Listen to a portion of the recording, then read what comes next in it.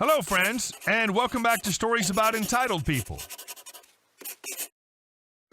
Sometimes people just need to learn to say no, because many detractors can take it as a weakness, so we'll start our video with a story about a street beggar whom our OP encountered. Don't forget to subscribe to our channel if you're new here, and turn on notifications so you don't miss a new video every single day. Here we go. Homeless man offended we didn't give him a $30 steak. This happened a few weeks ago.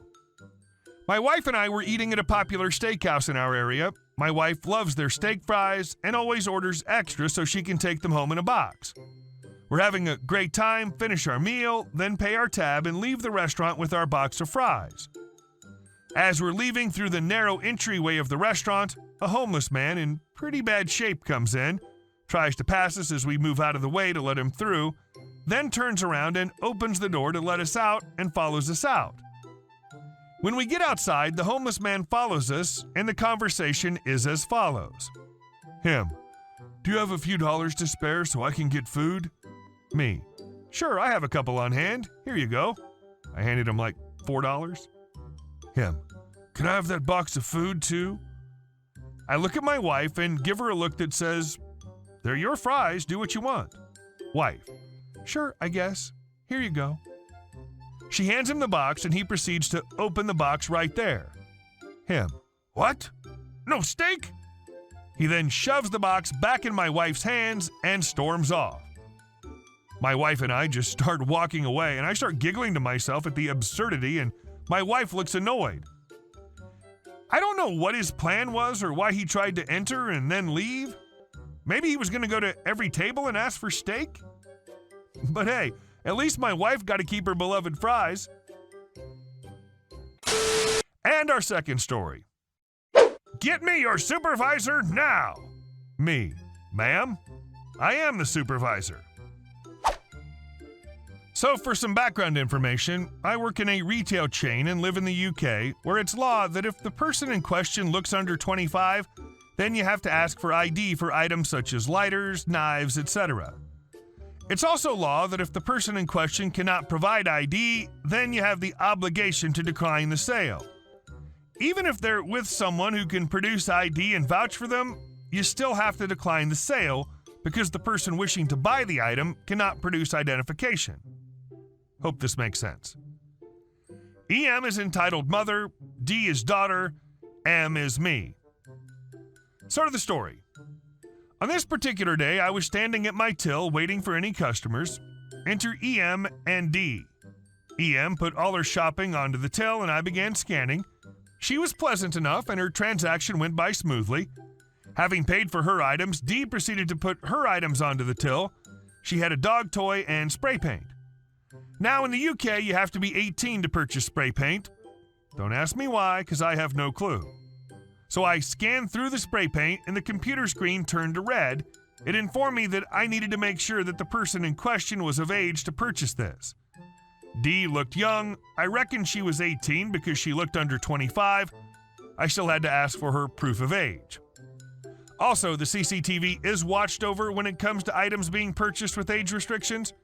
Someone's paid to watch over these sales to make sure that I'm following procedure and am not letting anyone underage purchase such items.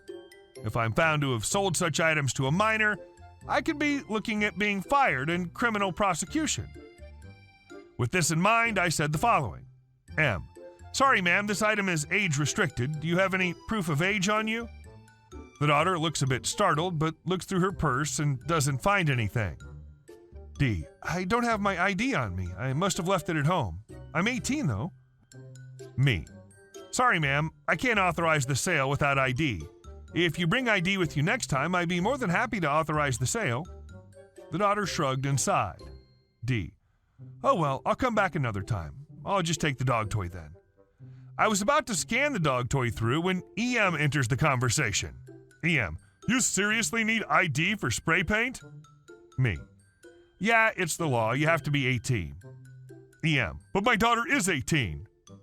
Me: she may be 18, but I still have to ask for her ID because she looks under 25. EM: but she's turning 19 in a week. Me: Again, ma'am, that may be the case, but without ID, I cannot authorize the sale. EM. That is ridiculous. Me.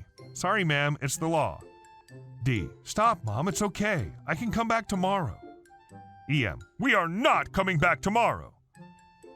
At this point, suddenly the EM comes up with a genius solution to buy the spray paint and bypass the law. EM. I'll buy the paint for her. I'm over 25. That means I'm lawfully allowed to buy it. Me. Unfortunately, you can't because I know you'll be buying it for her, and if I authorize that, it's still illegal. EM. That's bullcrap. I want to buy spray paint. Me. Sorry, ma'am, I can't authorize you to buy the paint because I know you're buying it for your daughter. EM. You don't know that I'm buying it for my daughter. Me. Yes, ma'am, I do, because you literally said 5 seconds ago you would buy it for her. EM. So now you're lying to a customer? The daughter tries to drag EM away. D. Mom, leave it. Me. Ma'am, I'm not lying to you. I'm telling you what you said and what the rules are. EM. Well, I'm going to go to the other cashier and buy it there. Me. That's fine, ma'am. You can try that, but they'll give you the same answer I'm giving you because I have to notify them of any customer trying to slip by the rules. The EM, red in the face, managed to slip past her daughter and get right up to my face, press her finger into my chest, and scream, "Get me your supervisor now! I'm going to report you for lying!" As she finished screaming, I wiped her spit off my face, calmly pointed to my name badge, and smiled, and in my best retail voice I said, "Hi, I'm the supervisor of this establishment. I hear you wish to make a complaint about one of our staff. How may I help you?" Her face went from red to purple in a second. I genuinely thought she was about to hit me when her daughter stepped in. D. How much is it? Me. For the dog toy alone, that'll be $3.99. The daughter paid me £5 and told me to keep the change. I smiled and in my retail voice said, "Thank you for shopping with us today. We hope to see you again soon. Have a great day." EM. F you. And with that, she was forcibly led out by her daughter. The next day, guess who comes in? The daughter, alone, with her ID. First the EM being a B, then you putting her in her place, then D coming back with ID? OP, I'm glad these events went the way they did. Sorry you had to deal with a Karen. And our last story. I do work here, so does my son, and your son also. I'm not a professional writer. My employees told me about Reddit and how I should share this story. But here it goes. I was outside a restaurant washing the windows with a squeegee and a bucket of water. There was a break in the weather and the snow had melted. I picked up the garbage that had been frozen under the snow. As I did, I noticed a car was circling the parking lot, leaving and returning. A server came up to me with a cup of hot chocolate, and I thanked her, drank it, and put it in the garbage bag, then took the bag to the dumpster. And I saw a car that had been circling the parking lot had parked. Little old lady exited and headed to me. She reminded me of the old lady in the Courage the Cowardly Dog cartoon saying, "Oh, honey, stop, stop, stop." I looked around and she was heading my way. "Oh, dear, if you're hungry, let me buy you something to eat. My son is a cook here, and he can make a nice hot meal for you." It dawned on me, she must have thought I was going through the dumpster for food. And honestly, I see how she made the assumption. I was wearing my favorite hoodie. It was a bit tattered. It was a bit tattered.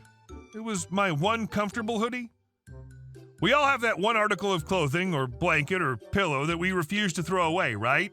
I hadn't shaved because I'd taken several weeks off due to doctor's orders. The past 2 years have been hell on me and my mental health, trying to keep the restaurant afloat. But on with the story. This little old lady took me by the wrist, leading me into the restaurant.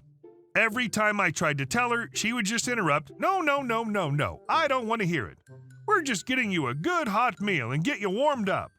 "But ma'am, nope, don't want to hear it. We're getting you a nice hot meal. There's no shame in getting help from others.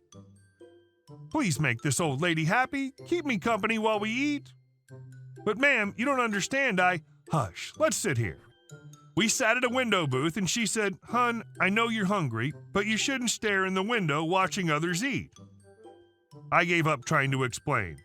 Marissa, the server, came to our table and said, "Oh, hi, Mr. RH. How are you today?" "I'm fine, thank you. Can you do me a favor? Get the manager?" Marissa went to the back of the house and came back with the manager. "Oh, hey, Dad, what's up?" "Could you please tell this sweet lady who I am?"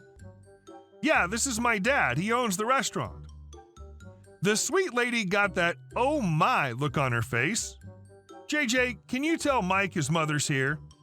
JJ said, "See you later," headed back to the kitchen. Mike came out and said, "Hi, Mama, what are you doing here?" The sweet old lady couldn't say much, so I said, "I finally get to meet your mom. Instead of seeing her from a distance, go in the kitchen and make our favorite dinner and show off your skills for your mama." As we waited, we talked about our families, and I showed her some of the pictures of my family I have hanging on the wall. These are my 2 brothers, my 3 sisters here at the reopening of the restaurant. This goofy-looking guy is me, and this is my wife, and this is my daughter and my grandkids. We sat down, and Mike's mother showed me pictures of her kids, brothers, and sisters. "Honey, I'm so sorry for thinking you were homeless." "Ma'am, no need to be sorry. Now I know where Mike gets his kindness and big heart. He works hard and is respectful to me. You should be very proud of him. And he should be proud to be so lucky as to have a sweet mother." We sat and talked, ate our meals, and have a couple of coffees after Mike came out from the kitchen and said, "Okay, Mama, I'm done for the day." I smiled, and we said we'd see each other later. As always, welcome. I whispered to Mike, "Your mom is sweet and has a big heart. And stubborn, but sweet." Mike laughed and said he knew. Boy, did he know. I really hope that there are more people like them, that every day do something to make this world a little bit better. Hey guys, thank you all for watching. I'll see you in the next one.